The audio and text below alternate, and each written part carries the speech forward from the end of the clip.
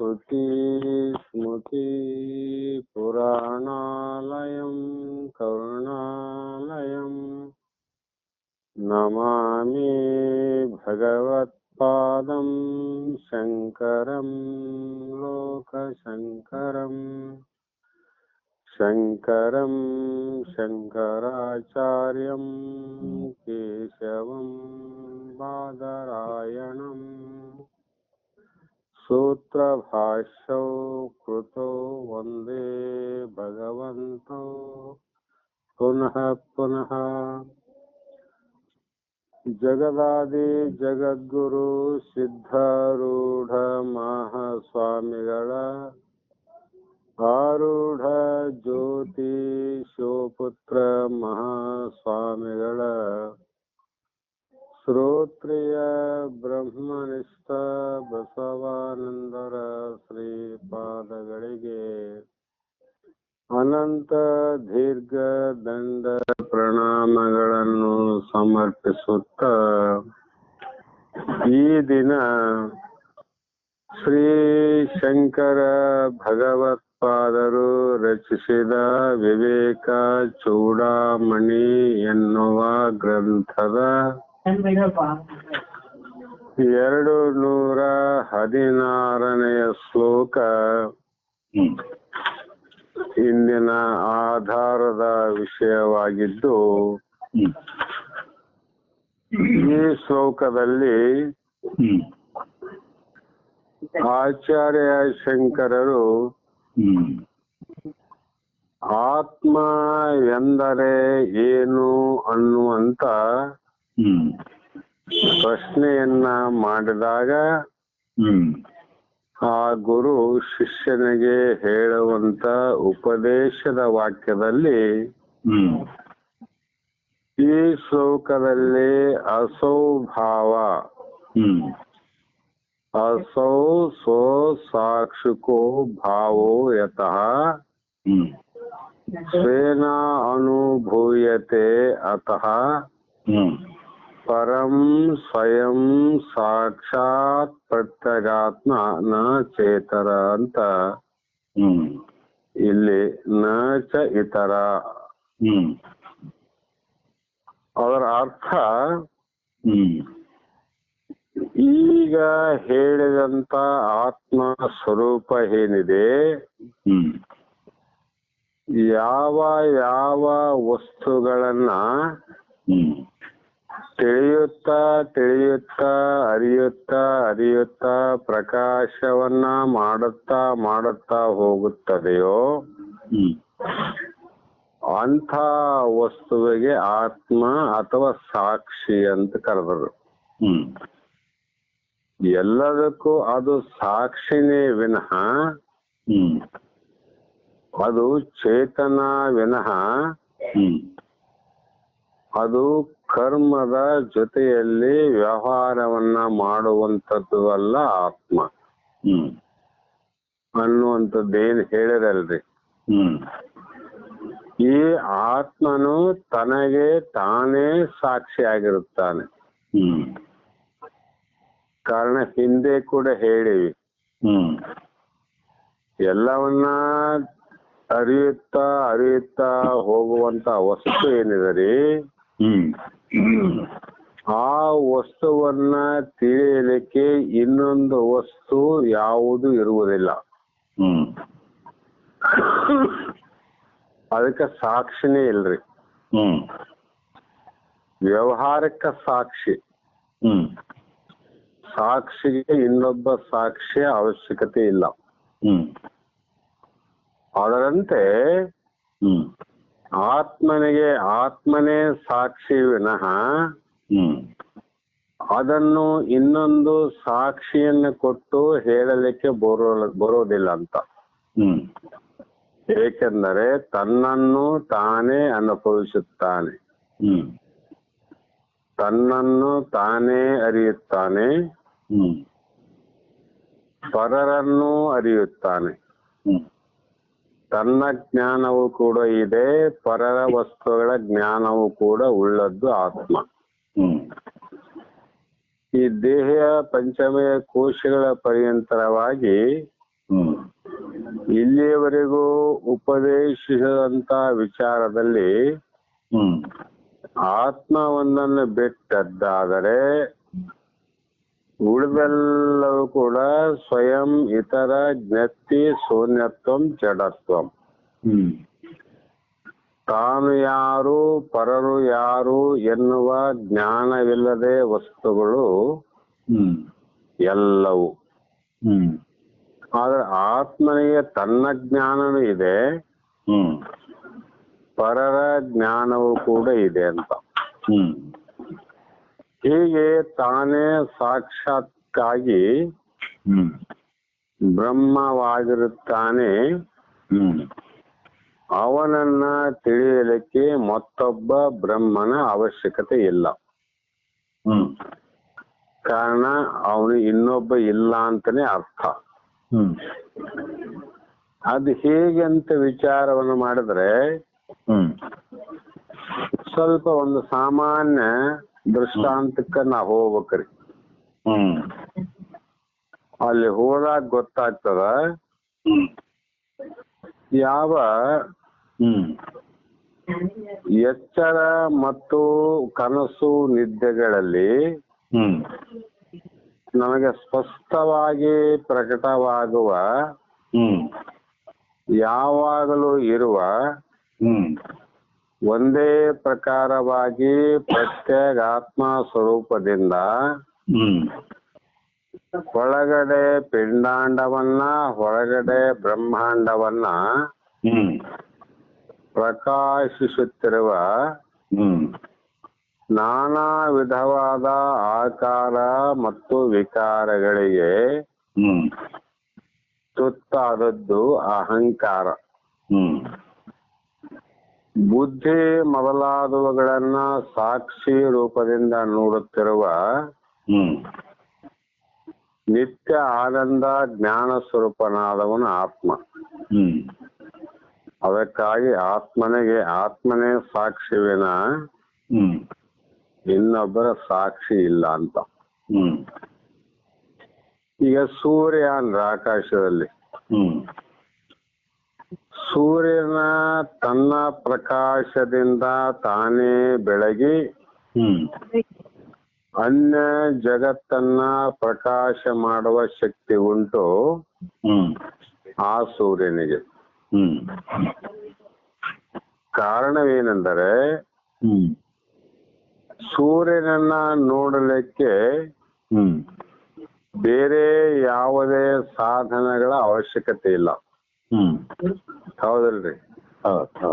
Light ಬೇಕಾಗಿಲ್ಲ, ದೀಪ ಬೇಕಾಗಿಲ್ಲ, ಯಾವುದನ್ನೂ ಬೇಕಾಗಿಲ್ಲ ಅಂತ. ಆದ್ರೂ ಕಾಣುತ್ತಾನೆಂದ್ರೆ ತನ್ನ ಬೆಳಕಿನಿಂದ ತಾನು ಕಂಡು ಅನ್ಯ ವಸ್ತುಗಳ ಮೇಲೆ ತನ್ನ ಬೆಳಕನ್ನ ಚೆಲ್ಲುವವನಿಗೆ ಸೂರ್ಯ ಅಂತ ಕರಿತೀವಿ ನಾವು. ಆ ಸೂರ್ಯನನ್ನ ನೋಡ್ಬೇಕಾದ್ರೆ ಇನ್ನೊಬ್ಬ ಸೂರ್ಯ ಉದಯವಾಗುವ ಅವಶ್ಯಕತೆ ಇಲ್ಲ, ಇನ್ನೊಬ್ಬ ಸೂರ್ಯ ಬೇಕಿಲ್ಲ, ಬೇಕು ಆಗೋದಿಲ್ಲ ಅಂತ. ಅದರಂತೆ ಆತ್ಮ ತನ್ನ ತಾನು ಬೆಳಗಿ ತನ್ನಲ್ಲಿರುವಂತ ಅನ್ಯ ವಸ್ತುಗಳವಲ್ಲದೆ ಅಹಂಕಾರವನ್ನ, ಬುದ್ಧಿ ಚಿತ್ತಾದಿಗಳನ್ನ, ಮನಸ್ಸು ಇಂದ್ರಿಯಾದಿಗಳನ್ನ ಮತ್ತು ಬಾಹ್ಯದಲ್ಲಿರುವಂತ ವಸ್ತುಗಳನ್ನ ಬೆಳಗುವ ಎರಡೂ ಶಕ್ತಿ ಒಂದೇ ಅಂತ. ಆ ಒಂದು ಆತ್ಮನನ್ನ ಬೆಳಗಲಿಕ್ಕೆ ಇನ್ನೊಬ್ಬ ಆತ್ಮ ಬೇಕಾಗಿಲ್ಲ ಅಂತ. ಅಂದ್ರೆ ಏನಾಯ್ತ್ರಿ? ತನಗೆ ತಾನೇ ಸಾಕ್ಷಿ. ಸೂರ್ಯನ ಬೆಳಕಿನಿಂದಲೇ ನೋಡುವಂತೆ ಆತ್ಮನ ಅರಿವಿನಿಂದಲೇ ನೋಡೋದು ವಿನಃ ಮತ್ತೊಂದು ಅರಿಯಲಿಕ್ಕೆ ಬೇರೆ ಸಾಧನೆಯ ಅವಶ್ಯಕತೆಗಳು ಇಲ್ಲ ಅಂತ. ಇದನ್ನ ಹೇಳಿ ಇದಕ್ಕೆ ಮುಂದಿನ ಸೂತ್ರದಲ್ಲಿ 217 ಇಲ್ಲಿ ಜಾಗ್ರತ್ ಸ್ವಪ್ನ ಸುಸುಪ್ತಿಸು ಸ್ಫುಟತರಂ ಯೋ ಔಷೌ ಸಮುಜ್ಜಂಭತೆ ಪ್ರತ್ಯಗೂಪತೆಯ ಸದಾ ಅಹಮಿತ್ಯ ಅಂತ್ಯಂ ಸ್ಫುರನ್ನೇ ಕದಾ ನಾನಾ ಆಕಾರ ವಿಕಾರ ಭಾಗಿನ ಇಮಾನ್ ಪಶ್ಯನ್ನಂಧಿ ಮುಖಾನ್ ನಿತ್ಯ ಆನಂದ ಚಿದಾತ್ಮನ ಸ್ಫುರತಿ ತಂ ವಿದ್ಧಿ ಸೋಮೇತಂ ಉದ್ವಿ ಅಂತ ಈ ಶ್ಲೋಕದಲ್ಲಿ ಹೇಳ್ತಾರೆ. ಅಂದರೆ ಯಾವುದು ಈ ತತ್ ಅಂತ ಏನ್ ಹೇಳ್ತೀವಲ್ರಿ, ತತ್ ಅಂದ್ರೆ ಆ ಬ್ರಹ್ಮ, ತತ್ ಅಂದ್ರೆ ಅದು, ಅದು ಎಂದರೆ ಬ್ರಹ್ಮ. ಆ ಬ್ರಹ್ಮನನ್ನ ನಮ್ಮ ಹೃದಯದಲ್ಲೇ ನಾವು ಇಂದ್ರಿಯಾತೀತವಾದ ಜ್ಞಾನದಿಂದ ಅರಿಯಬೇಕು. ಇಂದ್ರಿಯಗಳಿಂದ ಅರಿಯಲಿಕ್ಕೆ ಸಾಧ್ಯ ಇಲ್ರಿ. ಇಂದ್ರಿಯಗಳನ್ನ ಅರಿಯುವಂತವನೇ ಬ್ರಹ್ಮ. ಅಂದಾಗ ಅರಿಸಿಕೊಳ್ಳುವ ಇಂದ್ರಿಯಗಳು ಅರಿಯುವಂತ ಬ್ರಹ್ಮನನ್ನ ಕಾಣಲಿಕ್ಕೆ ಸಾಧ್ಯ ಇಲ್ಲ. ಅದಕ್ಕೆ ಜ್ಞಾನದಿಂದನೇ ಅರಿಯಬೇಕು. ತತ್ ಎಂಬುದರ ಸ್ವರೂಪವನ್ನ ಈ ಶ್ಲೋಕದಲ್ಲಿ ಯಾವ ರೀತಿ ಹೇಳಿದೆ ಎಂದರೆ, ಮೂರು ಅವಸ್ಥೆಗಳಲ್ಲಿ ಆತ್ಮನು ಸಂಶಯವಿಲ್ಲದೆ ಸ್ಪಷ್ಟವಾಗಿ ಉದಯ ಕಾಲದಲ್ಲಿ ಸೂರ್ಯನ ಉದಯವಾದಂತೆ ಅನುಮಾನ ಇಲ್ಲ ನೋಡ್ರಿ, ಸೂರ್ಯ ಅಂತ. ಅದರಂತೆ ಮೂರು ಕಾಲದಲ್ಲಿ ಮೂರು ಅವಸ್ಥೆಗಳಲ್ಲಿ ಸ್ಪಷ್ಟವಾಗಿ ವಿಶ್ವ, ತೈಜಸ ಮತ್ತು ಪ್ರಾಜ್ಞ ಅವರು ನಮಗ ಗೋಚರ ಆಗ್ತಾರಲ್ರಿ.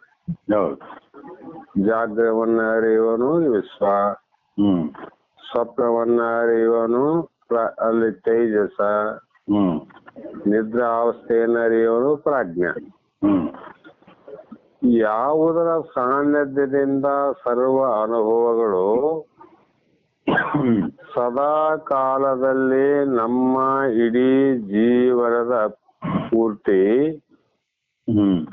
ನಮ್ಮ ಅನುಭವಕ್ಕೆ ಬರುತ್ತವೆಯೋ ಅದೇ ನಮ್ಮಲ್ಲಿರುವ ಆತ್ಮ. ನಮ್ಮಲ್ಲಿರುವ ಆತ್ಮನಕ್ಕೆ ಒಂದು ಪ್ರಮಾಣ ಇರೋರು. ಮೂರು ಕಾಲ ನೋಡ್ರಿ, ಮೂರು ಅವಸ್ಥೆಯಲ್ಲಿ ಒಂದು ದಿನವೂ ಕೂಡ ಬಿಡದಂತೆ ನಮ್ಮ ನಿತ್ಯವಾದ ಜೀವನದಲ್ಲಿ ಆಯುಷ್ಯದಲ್ಲಿ ಅನುಭವಕ್ಕೆ ಬರುವಂತ ವಿಚಾರ. ಜಾಗ್ರವನ್ನ ತಿಳಿತೀವಿ, ಸ್ವಪ್ನದಲ್ಲಿರುವಂತ ಕನಸನ್ನ ತಿಳಿತೀವಿ, ನಿದ್ರೆಯಲ್ಲಿ ಆಗುವಂತ ಆನಂದ ಮತ್ತು ಅಜ್ಞಾನವನ್ನು ತಿಳಿತೀವಿ. ಅಂದ್ರೆ ಇದು ನಮ್ಮ ಅನುಭವಕ್ಕೆ ಬಂದದಲ್ರಿ. ಅದೇ ನಮ್ಮಲ್ಲಿರುವ ಆತ್ಮ ಚೈತನ್ಯ.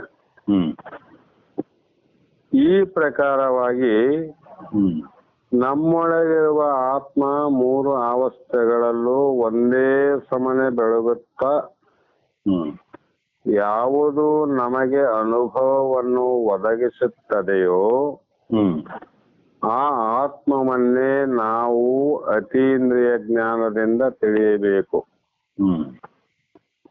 ತಿಳಿದ ನಂತರ ಅದರ ಅನುಭವ ಪಡೆಯಬೇಕು.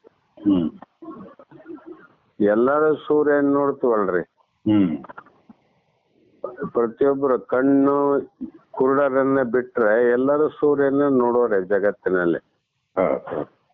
ಆದ್ರೆ ಸಾಮಾನ್ಯವಾಗಿ ಯಾರಿಗಾದ್ರೂ ಪ್ರಶ್ನೆ ಮಾಡ್ರಿ, ಅಲ್ಪ ಸೂರ್ಯನ ನೋಡ್ತೀವಲ್ಲ, ಯಾರ ಬೆಳಕಿನಿಂದ ನಾವು ನೋಡ್ತೀವಿ ಅಂದ್ರೆ ಪ್ರಶ್ನೆ ಸರಿ ಇಲ್ಲ ಅಂತಾರ ಅವ್ರು.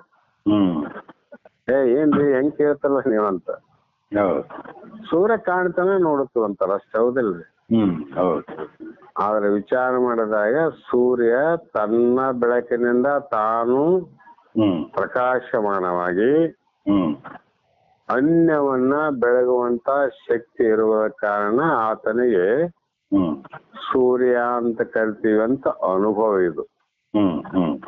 ಸಾಮಾನ್ಯ ನೋಡೋದು ಬೇರೆ, ಅನುಭವದಿಂದ ನೋಡೋದು ಬೇರೆ. ಅದರಂತೆ ನಮ್ಮಲ್ಲಿ ಕೂಡ ದೇವರ ಅನಂತರ ಕೆಲವು ಮಂದಿ, ಆತ್ಮ ಅಂತರ, ಶಿವ ಅಂತರ ಅಂತ ಅನ್ನುವರು ಕೆಲವು ಮಂದಿ ರೀ. ಬಹಳ ಜನ ನಮ್ಮಲ್ಲಿ ದೇವ್ರ ಹೆಂಗಿರ್ತಾನ, ಹೊರಗಿರ್ತಾನ, ನಮ್ಮಲ್ಲಿ ಶಿವ ಹೆಂಗಿರ್ತಾನ, ಕೈಲಾಸದಲ್ಲಿ ಇರ್ತಾನ ಅಂತ ತಿಳ್ಕೊಂಡವ್ರೇ ಬಹಳ ಜನ ಜಗತ್ತಿನಲ್ಲಿ.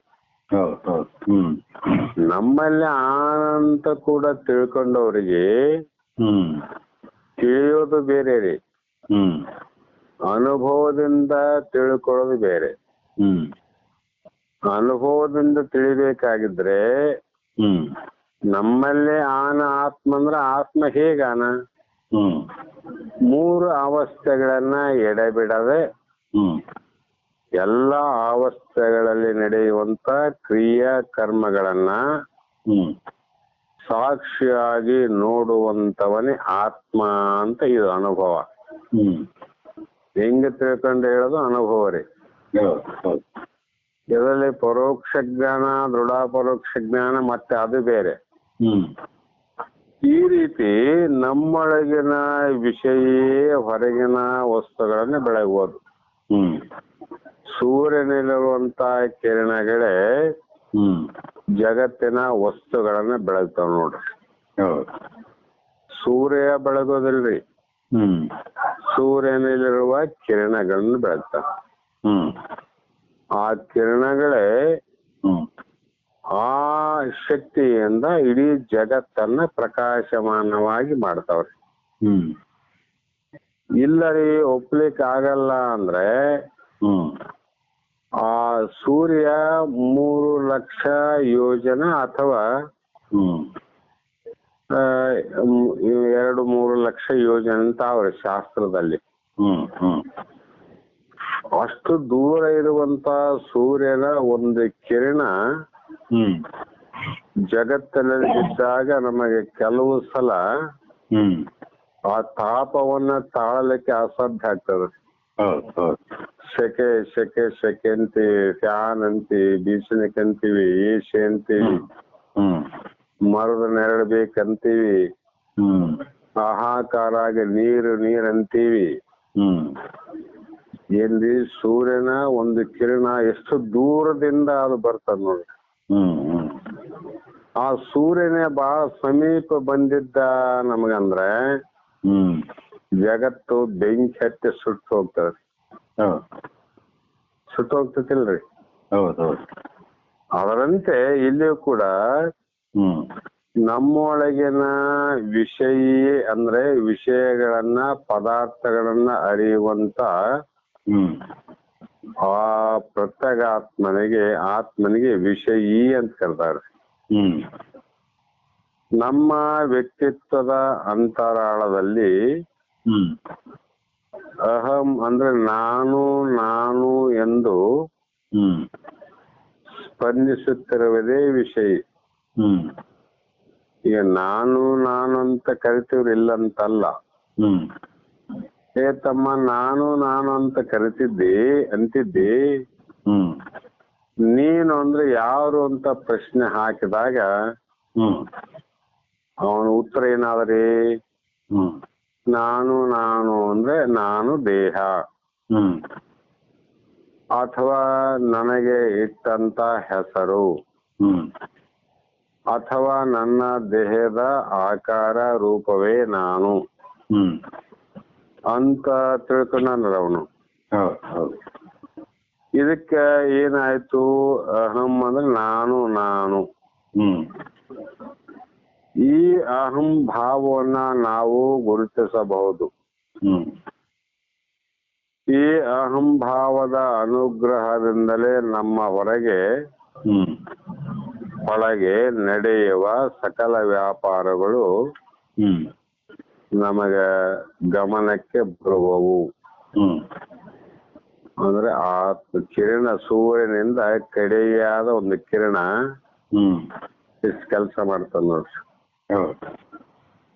ಅದನ್ನ ನಾನು ಅನ್ನುವಂಥದ್ದು ಅಹಂಭಾವದಿಂದ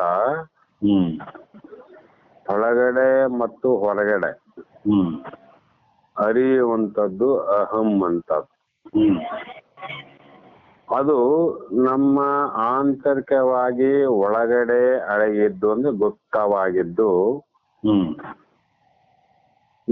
ನಮ್ಮ ವಿವಿಧ ಅನುಭವದ ಪದರಗಳನ್ನ ಪ್ರಕಾಶಗೊಳಿಸಿ ಅವನ್ನು ನಮ್ಮ ಸ್ಮರಣೆಗೆ ತಂದು ಸದಾ ಸ್ಪಂದಿಸುತ್ತಿರುವ ಸತ್ಯವಸ್ತುವೇ ಆತ್ಮ. ಅದೇ ನಮ್ಮ ಸ್ವರೂಪ. ಅದನ್ನು ನಾವು ಅನುಭವ ಪೂರ್ವಕವಾಗಿ ಅರಿಯಬೇಕು. ಅಂದ್ರೆ ಅನುಭವದಿಂದ ಅರಿಯಬೇಕಂತ. ಕಾರಣ ನಾನಾ ರೂಪಗಳನ್ನ ಅನೇಕ ರೂಪ ಅವಲ್ರಿ. ಮತ್ತೆ ಎಷ್ಟು ರೂಪ ಅವ ಅಷ್ಟೇ ವಿಕಾರಗಳವ. ರೂಪಗಳು ಎಷ್ಟಾವ್ರಿ ಅಷ್ಟೇ ಪ್ರಕಾರದ ವಿಕಾರಗಳವ. ಕಾರಣ ಒಂದು ಹೂ ಅಂತಕ್ಕಂಥದ್ದು ಅದಕ್ಕೊಂದು ಆಕಾರ ಆದ್ರಿ, ಅದರ ವಿಕಾರ ಕೂಡ ಬೇರೆ ಆದ. ಬೆಳಗ್ಗೆ ಹುಟ್ಟುತ್ತದ, ಮಧ್ಯಾಹ್ನದೊಳಗೆ ಗಂಧ ಸೂಸ್ತದ, ಸೂರ್ಯ ಅಸ್ತ ಕಾಲದಲ್ಲಿ ಅದು ಸತ್ತು ಹೋಗ್ತದ. ಆ ಹೂವ ಬಾಡೋಗ್ತದಲ್ರಿ. ಆದ್ರೆ ಬೇರೆ ಬೇರೆ ನಾಮರೂಪಗಳಿಗೆ ಬೇರೆ ಬೇರೆ ರೀತಿಯ ಸಮಯದ ಅವಕಾಶ ಕಾಲ ಭೇದ ಇರ್ತದ್ರಿ. ಮನುಷ್ಯ ಹುಟ್ಟತಾನ, ಅವನು ಮತ್ತೆ 20 ವರ್ಷದಲ್ಲಿ ಯೌವನ ಆಗ್ತಾನ, 70 ವರ್ಷ ಮುಪ್ಪಾಗ್ತಾನ, 90-95 ವರ್ಷಕ್ಕ ಅದು ಹೂವು ಬಾಡದಂಗ ಅದು ಬಾಡಿ ಹೋಗ್ತದ ನೋಡ್ರಿ. ಇದರಂತೆ ಜಗತ್ತಿನಲ್ಲಿ ತೋರುವಂತ ಎಲ್ಲಾ ನಾಮರೂಪ ರೀ. ಇರುವಿಗೆ ಒಂದು ರೀತಿ, ಗಿಳಿಗೊಂದು ರೀತಿ, ಹಂಸಕ್ಕ ಒಂದು ರೀತಿ, ಕಾಗೆಗೆ ಒಂದು ರೀತಿ, ಕೋಗಿಲೆಗೆ ಒಂದು ರೀತಿ. ಇವೆಲ್ಲ ಕೂಡ ಅನೇಕ ನಾಮರೂಪ, ಅನೇಕ ವಿಕಾರಗಳು. ಈ ಎಲ್ಲಾ ವಿಷಯಗಳನ್ನ, ಜಗತ್ತಿನಲ್ಲಿ ಇರುವಂತ ಎಲ್ಲಾ ಪದಾರ್ಥಗಳನ್ನ, ಜೀವಿಗಳನ್ನ, ವಸ್ತುಗಳನ್ನ ಬುದ್ಧಿ ಮೂಲಕ ಅರಿಯುವುದೇ ಜ್ಞಾನ ವೃತ್ತಿ. ಜ್ಞಾನದಿಂದ ಅರಿಯಬೇಕಂದ್ರಲ್ಲ, ಅದಕ್ಕೆ ಜ್ಞಾನದಿಂದ ಅರಿಯುವುದಂದ್ರೆ ಹೇಗೆ ಅಂದ್ರೆ ಈ ಪ್ರಕಾರ ವಿಚಾರ ಮಾಡಿ ತಿಳಿಯಬೇಕು.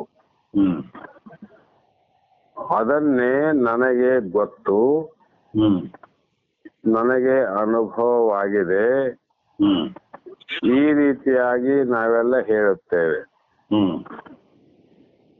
ಆದರೆ ಆತ್ಮವೇ ಬುದ್ಧಿಯ ಮೂಲಕ ಎಲ್ಲವನ್ನ ಅರಿಯುವ ವಸ್ತು. ಬುದ್ಧಿ ಇಲ್ಲ ಅಂದ್ರೆ ಏನನ್ನ ತಿಳಿಯಲಿಕ್ಕೆ ಸಾಧ್ಯ ಇಲ್ಲ ನೋಡ್ರಿ. ಈ ಎಲ್ಲಾ ವಸ್ತು ಸ್ಥಿತಿಗಳ ಅನುಭವವು ಬುದ್ಧಿಯಿಂದಲೇ ಉಂಟಾಗುವುದು. ವಸ್ತುಗಳ ನಾನಾ ಪ್ರಕಾರದ ವೈವಿಧ್ಯತೆ, ಅವಳ ನಾನಾ ಪ್ರಕಾರದ ರೂಪ, ಆಕಾರ, ವಸ್ತುಗಳಿಗೆ ಭೇದ ನಮ್ಮ ತಿಳುವಳಿಕೆಗೆ, ಅರಿವಿಗೆ ತರುವುದು. ಈ ವಿಕಾರಗಳನ್ನ ನಾವು ಅತಿಕ್ರಮಿಸಿ ಅವುಗಳನ್ನ ನಮಗೆ ಪರಿಚಯ ಮಾಡಿಕೊಡುವ ಆತ್ಮ ಸ್ವರೂಪವನ್ನ ತಿಳಿದರೆ ಅದೇ ನಮ್ಮ ನಿಜವಾದ ಸ್ವರೂಪ ಎಂಬುದು ಬೋಧವಾಗುವುದು. ಅದೇನು ನಮ್ಮ ನಿಜವಾದ ಸ್ವರೂಪ ಅಂತ ನಮ್ಗೆ ಜ್ಞಾನ ಆಗ್ತದೆ. ಹ್ಮ್ ಇದನ್ನ ಶ್ರದ್ಧೆಯಿಂದ ಅಂದ್ರೆ ವಿಶ್ವಾಸದಿಂದ ನಂಬಿಕೆಯಿಂದ ಹ್ಮ್ ವಿಚಾರವನ್ನ ಮಾಡಿ ಹ್ಮ್ ನಾವು ಸುಮ್ಮನೆ ಕೂಡ್ಬಾರದ್ರಿ. ಹೌದು. ಯಾಕಂದ್ರೆ ನಾವು ನೋಡದೇ ಇರುವಂತ ಸ್ಥಳವನ್ನ ನೋಡಬೇಕಾದರೆ ಹ್ಮ್ ಬಹಳಷ್ಟು ವಿಚಾರಣೆಯನ್ನು ಮಾಡ್ತೇವ್ರಿ. ಹ್ಮ್ ಈಗ ಹೇಳ್ತಾರೆ ಹ್ಮ್ ಅದು ಎಲ್ಲಿದೆ, ಹ್ಮ್ ಯಾವ ದೇಶದಲ್ಲಿದೆ, ಹ್ಮ್ ಅಥವಾ ಭಾರತದಲ್ಲಿ ಇದೆಯೋ ಹ್ಮ್ ಅಂತ ವಿಚಾರ ಮಾಡಿ ಹ್ಮ್ ಆಮೇಲೆ ಪ್ರತ್ಯಕ್ಷ ಅನ್ವೇಷಣೆ ಮಾಡ್ಲಿಕ್ಕೆ ಹೊರಟರೆ ಹ್ಮ್ ನಿಜವಾಗಿಯೂ ಕೂಡ ನಾವು ನೋಡುವಂತ ಒಂದು ಸ್ಥಳದ ಅನುಭವ ನಮಗಾಗ್ತದೆ. ಹ್ಮ್ ಹೌದಲ್ರಿ? ಹೌದು ಹೌದು. ವಿಚಾರ ಮಾಡಿ ಕೂತೀವಿ, ಅನುಭವ ಹಂಗಿಲ್ಲ ಅಂತ. ಹ್ಮ್ ಕರೆಕ್ಟ್. ಅದು ಪೇಪರದಲ್ಲಿ ಆಗ್ತಕ್ಕಂಥದ್ದು. ಎಷ್ಟು ದೂರ ಇದೆ, ಎಷ್ಟು ಕಿಲೋಮೀಟರ್ ಇದೆ, ಹ್ಮ್ ಅಲ್ಲಿ ಇಂಥ ಹೋಟೆಲ್ ಇದೆ, ಇಂಥ ಗಾರ್ಡನ್ ಇದೆ, ದೇವಸ್ಥಾನ ಹೀಗಿದೆ ಹ್ಮ್ ಅಂತ ಅರ್ಥಜ್ಞಾನ ಆಯ್ತು ವಿನ ಅನುಭವ ಜ್ಞಾನ ಆಗೋದಿಲ್ಲ. ಹೌದು. ಅದಕ್ಕೆ ಅರಿವೇನೆಂದು ಸದ್ಗುರು ಕೇಳೆ ತಿಳಿವರೇ ಜಾಣರ ದೇವಂದರೆ. ಹ್ಮ್ ಕರೆಕ್ಟ್. ಕೈಲ ಪದ್ಧತಿಯಲ್ಲಿ ಹೌದು ಹೌದು. ಆ ಅರಿವೇ ನೀನೆಂದು ಹ್ಮ್ ಯಾರು ಹೇಳ್ತಾರೆ? ಸದ್ಗುರು ಪೇಳೆಂದ್ರು. ಹ್ಮ್ ಸದ್ಗುರು ಆದ